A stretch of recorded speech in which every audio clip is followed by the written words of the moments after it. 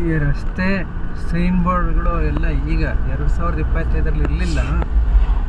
ಇದೆಲ್ಲ ಹಾಕಿದ್ದಾರೆ ಅಂತಂದರೆ ನಾವು ಒಂಥರ ಈ ದಿಮ್ಮಂ ಘಾಟಲ್ಲಿ ಹೋಗ್ತಾ ಇರೋ ಹಂಗೆ ಕಾಣಿಸುತ್ತೆ.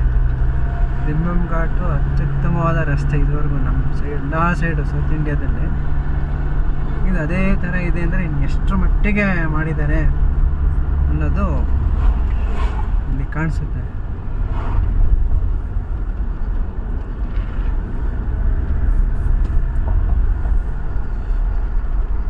ಯಾರಿಗಾದರೂ ಇದು ಅತಿ ದುರ್ಗಮವಾದ ಪರ್ವತಗಳಿಂದ ಕೂಡಿರುವಂತಹ ಬದರಿ ಕ್ಷೇತ್ರ ಅಂತ ಯಾರಿಗಾರು ಕಾಣಿಸುತ್ತಾ, ಬದರಿ ಪರ್ವತ ಅಂತ ಈ ಬೆಟ್ಟ ನೋಡಿದ್ರೆ ಕಾಣಿಸ್ಬೋದು ಅಷ್ಟೇ.